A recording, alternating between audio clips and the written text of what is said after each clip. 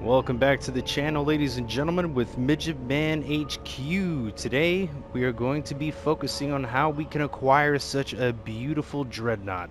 This dreadnought. Surprisingly, there are a decent amount of people who still play this game up to this day and age, and there are also new players that are embarking on such a beautiful quest in order to play such a game with much milestone that has been made over the years, back all the way over from 2016, back when this game was just bare bones, all the way to the Voyagers update, and now we can build our own ships. But we are going to furthermore relay the information that I have on myself, and we're going to focus on trying to get one of these guys. So without any further ado, let's go ahead and get into it. So step one, you're going to want to grab yourself a decent starship, preferably the best one that you have within your collection, and or any single one that just has good damage potential and good shield strength, because for this case you're gonna have to basically fight the dreadnought in order to get the dreadnought, just like you would on any other freighter back in the old days, if they were fighting against each other, of course. But that would be step one, is to get yourself your decent ship. And if you also want to go the extra mile, you could also summon your squadron, so you can go ahead and have those guys assist you when you are engaging in such a battle. These guys are so loud coming in. Step two, please make sure that your warp drive tanks are topped off and that you have a decent amount of fuel, because depending on how lucky or unlucky you are, you could have to only do this once, or you're gonna have to do this a shit ton of times. So what we are going to be looking for is a pirated star system. Obviously you can see through the conflict on the star map that this is a pirate controlled solar system. Now you could make this 10 times easier if you install a conflict scanner within your current starship. So if you were to switch over here, you could tell that this star system that I'm currently in is red. That usually means that there is a lot of conflict or wars going on.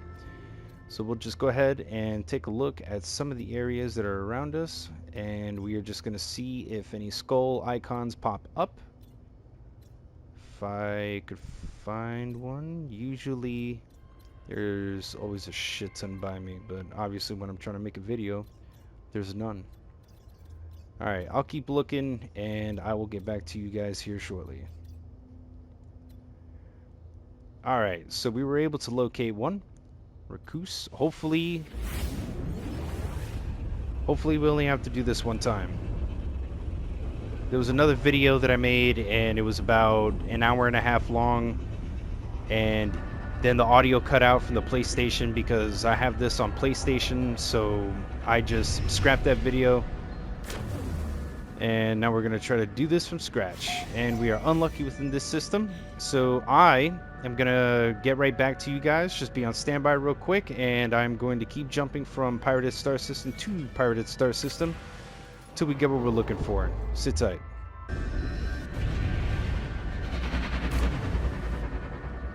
Alright, there we fucking go. Hell yeah. Alright, so divulging information as quickly as I can so this guy doesn't accidentally destroy the civilian freighter, because if you let them do that, well, shame on you. Why would you let them kill innocent civilians? Alright, so number one, the thing that I like to do the most is to immediately engage the engines, because in the event that these guys take too much damage, there is a threshold on where they will try to escape. And then that's all your hard work, depending on how long it took you to even find this freighter, or I'm sorry, not freighter, dreadnought, for you to only lose it in the process. Once all engines have been disabled, then we can start focusing on the anti-freighter cannons.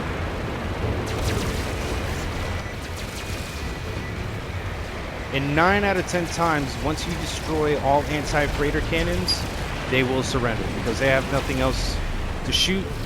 And they also cannot warp out of the system.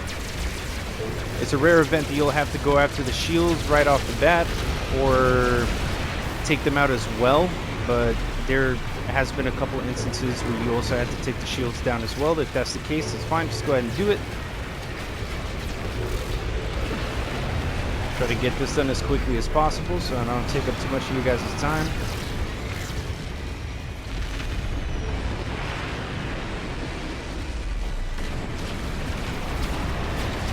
I'm not even worried about the dudes that are shooting me.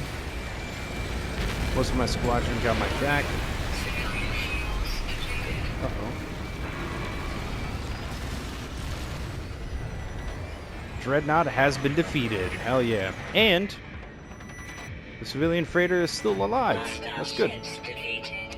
Alright, so now that we have completely defeated the defenses and these guys are all ready for boarding, all you guys will have to... Okay, that was weird. Oh, look at that. Nice. Love me a good game glitch. Alright, and especially when I'm falling out of the sky. Alright, now, theoretically, all you guys have to do after you go through this entire process is you just need to talk to the ship captain, tell him that he's a piece of shit, and seize his fucking dreadnought. Now, granted, this is a C class, so I'm going to be showing you guys, if you stayed this far into the video, I will be showing you how you can go about switching the class of this dreadnought, because who else would ever want a C class unless if you want to build it from the ground up or whatever. I mean, if you want to, go ahead. That's all you, all the more power to you. So I'm going to be showing you guys how to be able to switch a class right now. I wish I understood why the game just decided to leave my goddamn ship flying above this.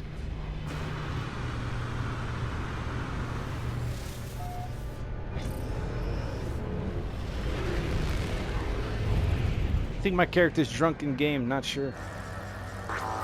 Alrighty, in the next part, which is going to be our final part and about the most important amount of information that you could possibly have, because in the event that you are not as lucky as I am with just taking 2 solar system warp jumps in order to acquire the Dreadnought battle so you could seize it, you would benefit from putting down either a save beacon or a save point. Now I have a save point, so I'll go ahead and throw that down. Then you'll be able to save. Now the reason why you want to do this and the way you would want to do this is, theoretically, if you get a C class on a Dreadnought and you don't want a C class, if you just so happened to go ahead and save your game using this save point, as I just did right now, before you warp into the system that has the Dreadnought battle. Now granted, you don't know if the next solar system that you are warping to is going to have that Dreadnought battle. So the only downside to this is that you're going to have to save, manually save, on a planet, in your freighter if you already have one, or at a base every single time before you do the jump. It might sound tedious, but if you do it, then what you could do is, if you don't like the class of the Dreadnought, then you could just go ahead and reload your restore point just like this. And with that, you'll be able to repeat the process on just going back to the same solar system that you found the Dreadnought at. Then you could keep fighting it over and over again until you finally get that S-Class. And with that, ladies and gentlemen, that is it for the rest of the video. If you have any questions, comments, concerns, or if you have any recommendations for this game or any other games on what you would like to see through trial and error or just simple discussion, then go ahead and leave a comment into the comments section, and I promise you, I will get that video out, because I'm all about getting information, trial and error, and sending it out over to the public. And I am now going to take a break because I've been playing this game for way too long. Midget Man out. Stay gaming.